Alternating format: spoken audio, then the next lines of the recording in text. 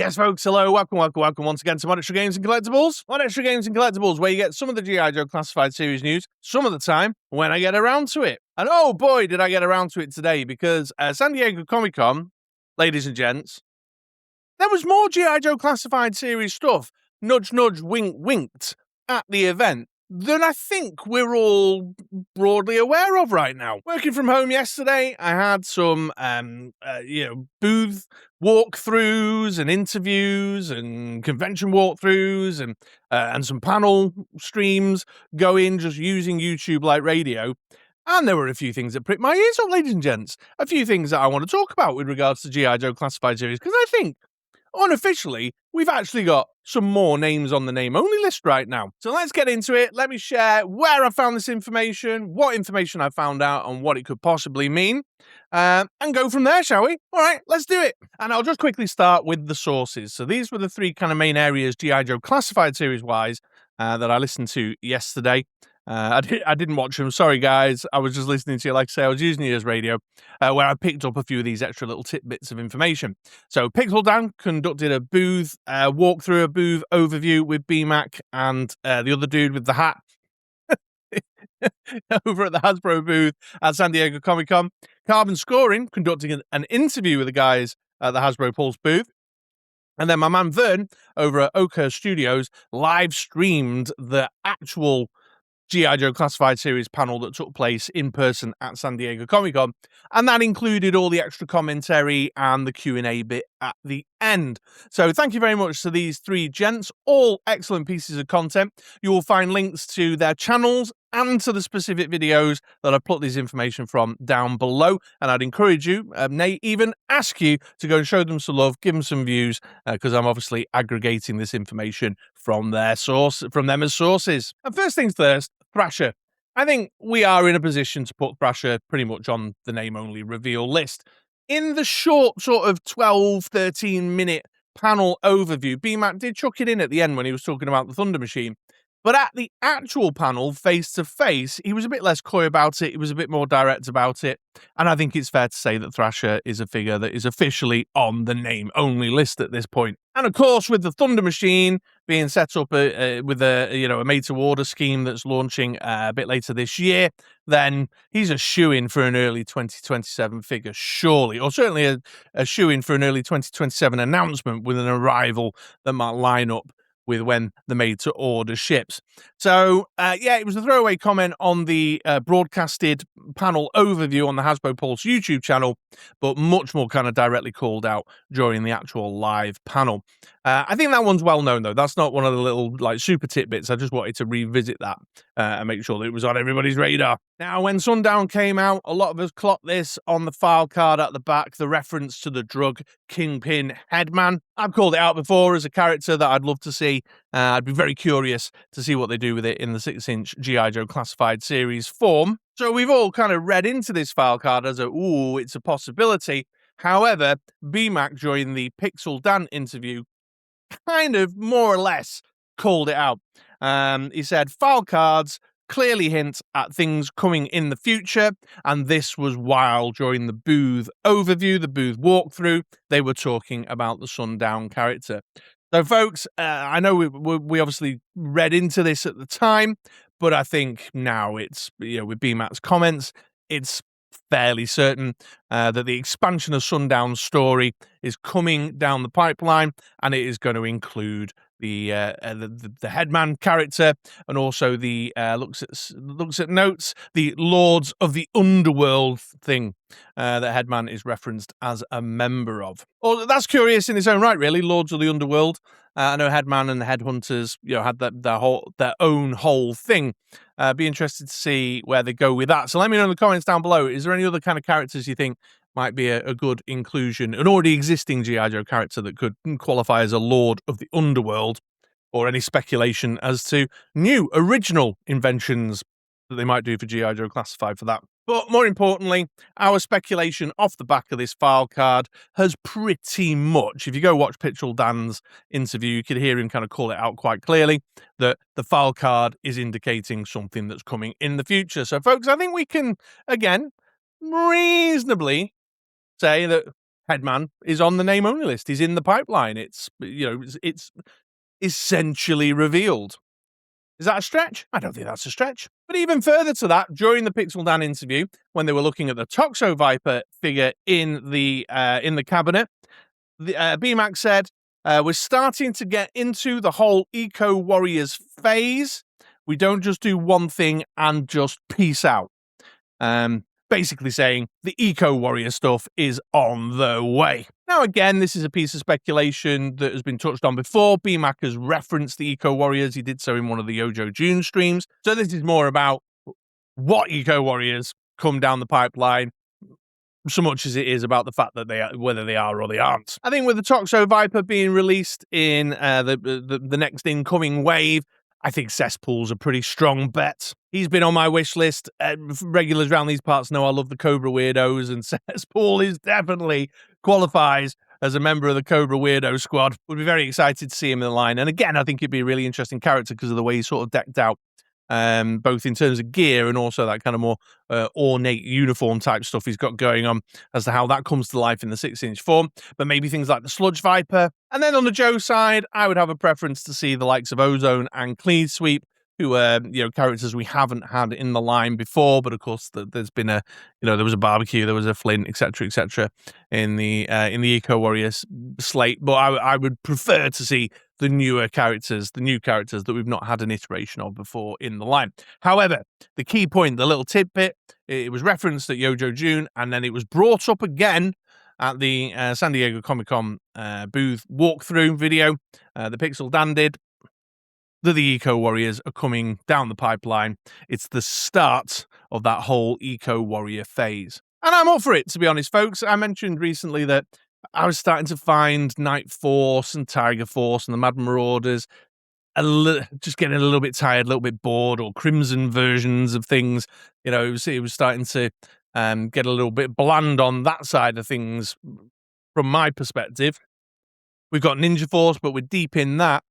So very excited to hear things like October Guards and Eco Warriors and kind of more interesting kind of sub-teams are going to get brought to life in the 6-inch classified form.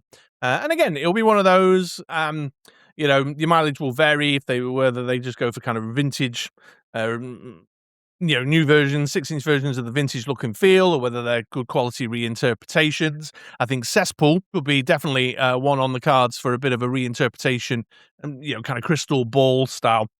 So really great to hear, and looking forward to seeing what's coming in terms of the Eco Warriors space. Now then, folks, here's a fun one. When the booth walkthrough was taking place, and they were looking at the Hydro Viper in the display cabinet, BMAC made reference, he said this: "The lightning knife might precursor an orange knife for a shirtless dude with a bandana and tiger pants." Now, this, of course, can surely only be referencing the Night Creeper leader. The Night Creeper leader is wearing a bandana, he's shirtless, he's got tiger pants, he's carrying the same dagger as the Hydro Viper, but in orange. So even though he said this lightning knife might precursor, I'm interpreting that to mean the Night Creeper leader is coming down the pipeline. Great vintage figure, character from the comic books as well, so great to see them drawing more inspiration from the comic book type stuff. But yeah, I'm interpreting that very much to mean that the Night Creeper leader is on the way. So let me know in the comments down below, folks. Are you Night Creeper fans? And I just wanted to take a moment to touch on the Energon universe. This was a neat little tidbit from the Carbon Scoring interview. The interviewer, the guy at Carbon Scoring, asked outright, we're all very eager for the Energon universe to be included in G.I. Joe Classified series. What's the script with that kind of thing? And BMAC said, yeah, there will be an Energon universe, something, but at this moment in time, there's no kind of short-term plans. And in actual fact, the G.I. Joe Classified series toy line is proving to be more of an influence on the comic book than the other way round that is happening in some of the other spaces. However, there is a precedent that has now been set, because I don't know if you follow Transformers, I only cast a half eye over it to see what's going on. There has been spoiled over the San Diego Comic-Con weekend, teased, if you will, actually, probably a better way of putting it, an Energon universe Shredhead in the Transformers Studio series. So the first one in that space is with us. So lovely to see that it's starting to happen. But BMAC very much indicated that it's going to be further down the line for G.I. Joe Classified series, which is sad, which is a shame. Brought to you by the makers of G.I. Joe Classified series, branded Void Rivals 6-inch figures. Mask figures, you know? Come on, Hasbro, give us what we want. Give us what we want. There's another Diatech figure coming as well, folks. That was brought up at San Diego Comic-Con informally. Coming in the fall. Presumably, this is the Walmart exclusive that we don't know about or haven't seen any information on at this point. A lot of folks have seen the Energon, the Skybound panels tease of the Major Medusa. Looks great. She looks fantastic, like a Diatech Valkyrie, which is awesome. But I think it's been confirmed through other sources that she's not the remaining Diatech character. I'm going to be a little bit of a cynic and say it's probably going to be an Alley Viper or a bat, because that just seems to be what they do. They just make alternate versions of bats and Alley Vipers in the G.I. Joe Classified series line. I'd love for it to be something really interesting and exciting, but I think for a Walmart exclusive, possibly not.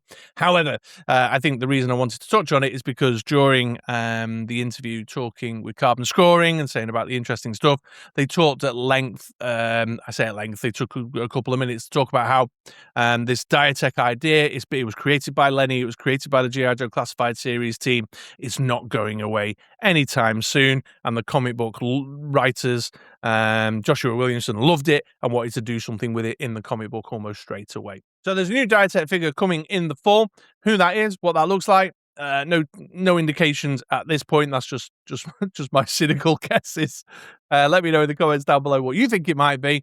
But great to hear that the Diatech's not going away anytime soon. BMAC also made some comments about Gem and the Holograms. In fact, Pixel Dan asked outright, where's Gem and the Holograms? BMAC suggested that nothing is off the table. They referenced the fact that Gem and the Holograms are technically in the classified, lore in the classified universe, because the poster featured on the Cold Slither convention exclusive box, and suggested that with the new from the makers of G.I. Joe Classified series kind of label, umbrella, the Gem and the Holograms could very much definitely come down the pipeline sometime soon.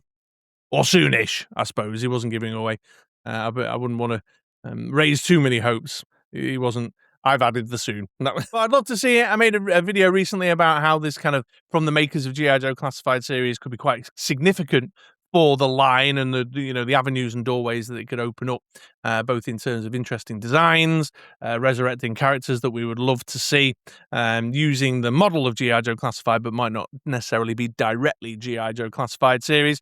And it seems that BMAC acknowledged the possibility of that himself when talking about the possibility of Gem and the Holograms coming into the line, which I'm really encouraged to hear, and I think is a wonderful little tidbit. And a little note, a little bit of extra information kind of creeped out during one of the interviews. I think it was the Carbon Scoring one, about the G.I. Joe, the movie 40th anniversary celebration, and the fact that the retro waves during 2027, the 9 figures there, that they were going to release were all going to be connected to the 40th anniversary celebration of the film. The guys were asked about whether some popular characters that we've already had in G.I. Joe Classified were going to be released in the retro line with a more kind of animated style aesthetic. To which BMAC said, no, it will be, the figures as we've seen them before. It will remain kind of classified-ized and will engage more closely with your core collection. So nothing firm, but I've kind of interpreted that to mean that the retro waves, the 9-figure retro waves,